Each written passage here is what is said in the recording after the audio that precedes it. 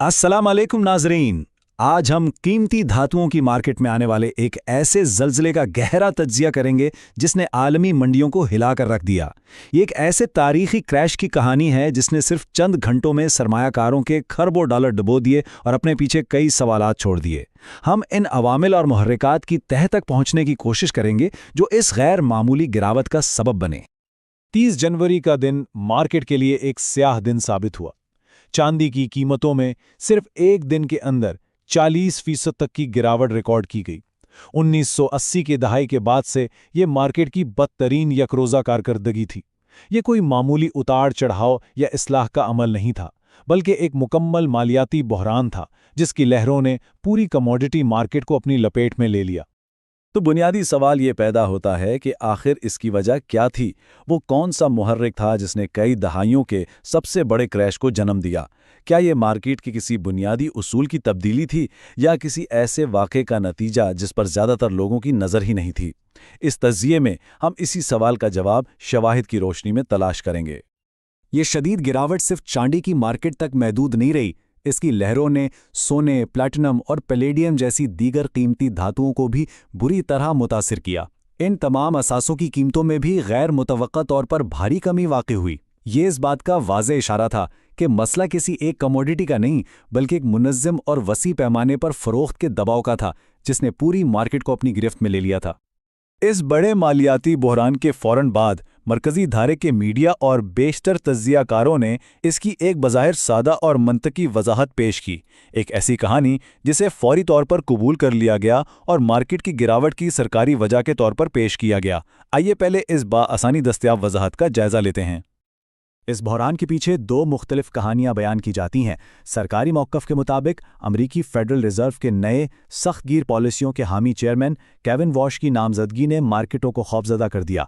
खदशा ये था कि उनकी पॉलिसियों से शरह सूद में इजाफा होगा, जो सोने जैसे गैर मुनाफा बख्श असासों के लिए मनफी होता है। लेकिन एक दूसरी और ज़्यादा गहरी हकीकत यह है कि इस बहरान का असल मुहर्रिक अमरीका में नहीं बल्कि चीन में कुछ दिन पहले फटने वाला एक क्यासाराई पर मबनी बुलबुला था। इस बहरान की असल जड़ को समझने के लिए हमें अपनी तवज्जो वाशिंगटन से हटाकर उन वाक़यात पर मरकूज़ करनी होगी जो अमरीकी मार्केट के क्रैश होने से कई रोज़ कबल चीन में रुनुमा हो रहे थे। यही वो जगह है जहां इस कहानी की असल कड़ियां मिलती हैं और बहरान की हकीकी तस्वीर वाज़े होती है। चीन में एक कयास आराई पर मबनी जुनून उरूज पर था। छोटे और गैर मुनज़्ज़म सरमायाकारी के प्लेटफॉर्म्स में बेतहाशा सरमाया बह रहा था। ये प्लेटफॉर्म्स स्टॉक मार्केट के मुकाबले में कहीं ज़्यादा फौरी और बड़े मुनाफे का वादा कर रहे थे, जिसकी वजह से मकामी मार्केट में धातुओं की कीमतें आलमी म्यार से कहीं ज़्यादा बढ़ गईं। और फिर अचानक जब सरमायाकार अपना मुनाफा निकालना चाहते थे तो उन्हें मालूम हुआ कि वो अपने पैसे निकालने से कासिर हैं। इस मसले की संगीनी और इसके पैमाने का अंदाज़ा इस बात से लगाया जा सकता है कि इन छोटे चीनी प्लेटफॉर्म्स पर मुमकिना नुकसानात का तखमीना 1.4 अरब अमेरिकी डॉलर से भी ज़्यादा था। यह एक बहुत बड़ी रकम थी जो एक गैर मुस्तकिम और गैर मुनज़्ज़म निज़ाम में बुरी तरह फंस चुकी थी और इसने एक जंजीरी रद्द अमल को जन्म दिया। शेंज़न में मुकीम वकील होंग जियाओ, जो सोने की सरमायाकारी से मुताल्लिक तनाज़ात के माहिर हैं, इस मसले की बुनियादी वजह की वजाहत करते हुए कहते हैं, असल मसला ये है कि बहुत से छोटे सरमायाकारी के प्लेटफॉर्म्स के पास कीमतों में शिद्दती उतार चढ़ावों के खिलाफ खुद को महफूज रखने के लिए मुनासिब हिफाजती तरीक़ाकार यानी हेजिंग मैकेनिज़्म मौजूद नहीं है। यही बुनियादी कमज़ोरी इन प्लेटफॉर्म्स के खात्मे का बायस बनी। अगर आपको ये तज्ज़िया मुफीद लग रहा है तो वीडियो को लाइक करें, इसे दूसरों के साथ शेयर करें और चैनल को सब्सक्राइब ज़रूर करें ताकि आप ऐसी मज़ीद तज्ज़ियाती वीडियोस देख सकें। अब हम इन गहरे मालियाती अवामिल का जायज़ा लेंगे जिनकी वजह से फ़रोख्त का ये दबाव न सिर्फ जारी रह सकता है बल्कि मुस्तकबिल में मज़ीद तेज़ भी हो सकता है।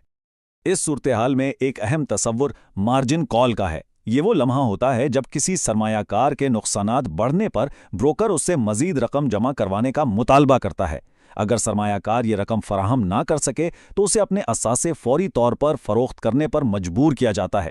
मार्जिन की बढ़ती हुई ज़रूरियात ने छोटे सरमायाकारों को मार्केट से बाहर ढकेलना शुरू कर दिया, जिससे फ़रोख्त का दबाव मज़ीद बढ़ा।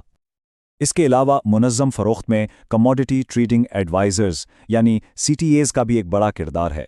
ये बहुत बड़े खुदकार फंड्स होते हैं जो मार्केट के रुझानात की बुनियाद पर तिजारत करते हैं। क्रैश से पहले इन्होंने धातों में भारी सरमायाकारी कर रखी थी, जैसे ही रुझान तेजी से मंदी की तरफ पलटा, इनके कंप्यूटर सिस्टम्स ने खुद ब खुद बड़े पैमाने पर फरोख्त शुरू कर दी, जिसने गिरावट की रफ्तार को मजीद तेज कर दिया और आग पर तेल का काम किया। मॉर्गन स्टैनली के आदाद-ओ-शुमार इस बात की तस्दीक करते हैं। क्रैश से ऐन कबल CTAs ने चांदी में $5 अरब और सोने में $15 अरब की खालिस पोजीशंस ले रखी थी। चांदी में इनकी पोजीशन पिछले 5 सालों के मुकाबले में 94% की बुलंद तरीन सतह पर थी, जिससे जाहिर होता है कि मार्केट किस कदर यकतरफा और एक ही सिमत में झुकी हुई थी, और जब ये रुझान पलटा तो निकलने का रास्ता कितना तंग था। अब हम इस वाक़े को एक वसीतर नज़रियाती फ्रेमवर्क में देखते हैं, यानी एक मालियाती बुलबुले के क्लासिक पैटर्न के जरिए। तारीख बताती है कि ऐसे वाक़यात अक्सर एक मखसूस और काबिल शनाख्त साइकिल की पैरवी करते हैं, और इस साइकिल को समझना हमें मौजूदा सूरत हाल को बेहतर तौर पर समझने में मदद दे सकता है। एक मालियाती बुलबुले के आम तौर पर 5 नफ्सियाती मराहिल होते हैं। स्टेल्थ फेज़, जब होशियार सरमायाकार खामोशी से दाखिल होते हैं। अवेयरनेस फेज़, जब बड़े इदारे मुतवज्जे होते हैं। मेनिया फेज़, जब आम लोग भी जोश में आ जाते हैं और कीमतें आसमान से बातें करने लगती हैं। और फिर सबसे खतरनाक ब्लो ऑफ फेज़, जहां इनकार, खौफ और शदीद उतार चढ़ाव का गलबा होता है। तजिए के मुताबिक मार्केट अब इसी चौथे यानी सबसे ज़्यादा गैर मुस्तहकम मरहले में दाखिल हो चुकी है। ज़राए के मुताबिक मार्केट इस वक्त इनकार और बुल ट्रैप के मरहले में है।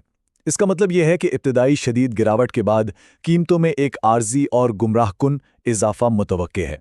ये इजाफा बहुत से लोगों को ये सोचने पर मजबूर करेगा कि बदबूतरीन वक्त गुजर चुका है, लेकिन बुलबुले के पैटर्न के मुताबिक ये दरअसल एक बड़े और ज़्यादा तकलीफदेह ज़वाल से पहले का एक धोखा हो सकता है। इस गैर यकीनी और पुरखतर सूरत हाल में मारूफ स्ट्रेटेजिस्ट जेफरी गंडलात जैसी शख्सियात एक मोहतात हिकमत अमली तजवीज़ करती हैं। उनके मुताबिक अपने पोर्टफोलियो का एक अहम हिस्सा, मसलन 20% नकद रकम की सूरत में रखना दानिशमंदी है।